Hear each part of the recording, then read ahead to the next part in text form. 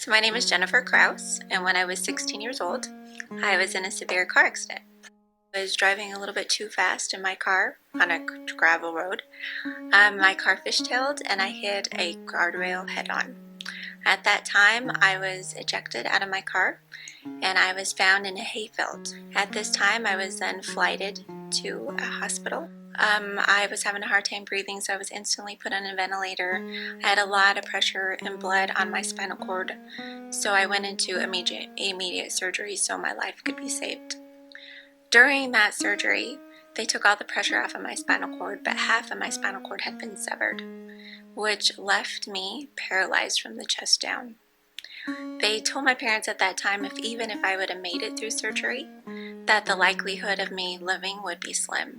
And nothing's more scarier for a parent. I did code one time on that table, but the prayers of my family and the grace of God, I made it through that surgery 8 hours later. I was then taken to ICU, where I stayed for a month and a half. It was about a week and a half into me being a ventilator, not a lot of response, but I would watch my family come in, and I would watch my family look at me as if I was dying and begin to cry.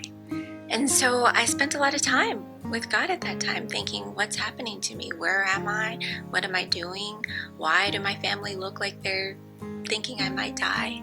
And about a week and a half into it, my physician came in, and I remember rotating side to side on my bed, and I could hear the physician tell my parents, you should stop the ventilation. She's not going to make it. And even after the ventilation stops, we give her maybe a day or two. So can you imagine being in a bed, hearing these type of things? I could still hear my mother's cry like if it was yesterday. And feeling so scared that my life was going to end right then and there. And I don't think it was until that time that I really realized what my relationship with God meant. I remember looking out the window and praying to God that if He saved my life, no matter what happened moving forward, that I would commit my life to Him. And that if I had to be in a wheelchair, or no matter what it was, that I would take that on full force and always give the glory to Him. Shortly after that, I began to breathe on my own. The doctors, and they came in, they couldn't believe what was happening. And they literally told my parents, we can't explain this, but we know that something great is happening here. And it was a long recovery. And I'll never forget when I was leaving, the day that I was leaving ICU, I knew that something was happening with my legs. I would see the nurses move them, and I would see, but I couldn't feel my feet.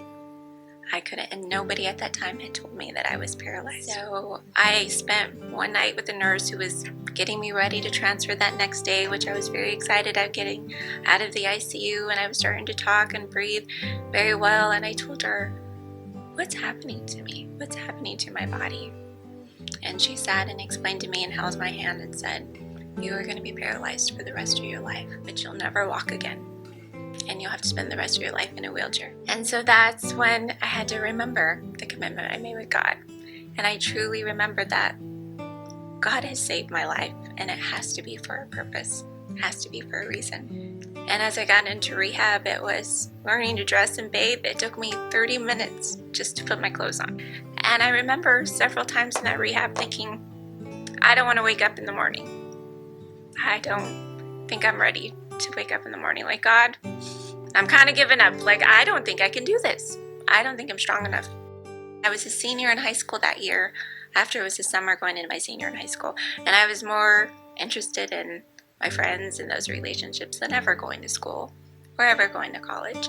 And I have to say that this tragic accident made the best path that anyone could ever imagine. I went home, I decided I'm going to go to college. Started applying for colleges. God made that path, even with my GPA, that I was able to get into a university. And after 4 years, I became a medical social worker on a rehabilitation unit, which was so amazingly rewarding. To be able to work with other spinal cord injuries, other young ladies, other young gentlemen. I was fortunate enough that God has put so many amazing people in my path. That hospital system put me through college. I received my master's in business administration, and I became the director at the youngest age, at the age of 26. And every little opportunity that I had, I would go into a patient's room and they would go through a major trauma or a spinal cord injury, and I would go in there and show them I run this facility, that everything's going to be okay. And every opportunity I would be able to share with them my testimony with God. Truly thought that was my purpose. Until one day, it got even better. A physician that I was working with was on a plane with the president of the company that I work for now. Just a casual conversation. And he said, I'm building all these hospitals, and they specialize in rehabilitation. And he said, I'm looking for good CEOs. I was not a CEO, I was not a director. I was a director, but never a CEO, never planned on being a CEO. He called me, and within a week, I was hired, and I knew I was moving to Loveland, Colorado to start my new career. And God blessed me with the CEO position. But I never really knew about what it meant to be saved. And I never really knew, even though I had gone through all these things, what it meant to ask God to come into my life. It was at Timberline Church. I was listening to Pastor Derry, and he said, if you will raise your hand and you want to give your life to God, if you've truly been blessed and you know that it's time, raise your hand. And I guess I always thought it had to be something major. It had to be this big production or this big, amazing time. And I silently, amongst hundreds of people, sat in that church and asked God to come into my life. 30 years old with everything that went in.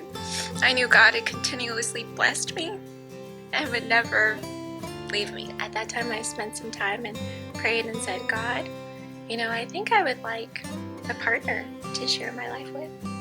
And I didn't know if it would be somebody I would marry or somebody I would just spend some time with. But that companionship, I felt was missing. And I asked God specifically, because throughout church, I've always heard, be specific. God wants you to be specific. Pray for what you need. So I said I would really like somebody to come into my life that is a Christian, that I could pray with, that I could go to church with, that I could spend time with. That was on a Sunday. That very next Saturday, I met Dustin. Within a year of our marriage, God blessed us with being able to be pregnant.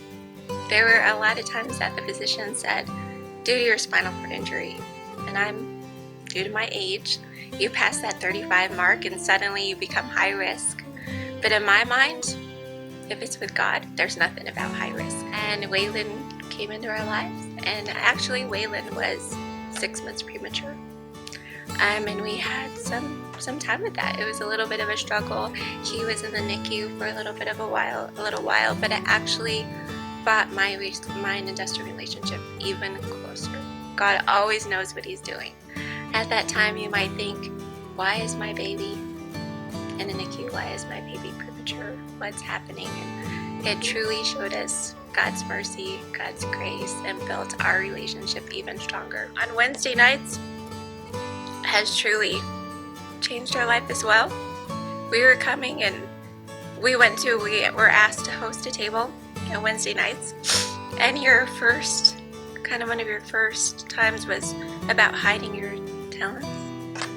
And I felt like I always give my testimony one-on-one with people. And when you spoke about that, and we've never led a Bible study, and we're like, really, Pastor Matt wants us to do that? But we thought, and it was Matt. I really felt like that has changed our lives, and this is a new journey for us, and hiding your talents. And then I came and spoke to you about, I feel like I need to do it at a bigger level. I don't feel like I should just share my amazing story on a one-on-one level.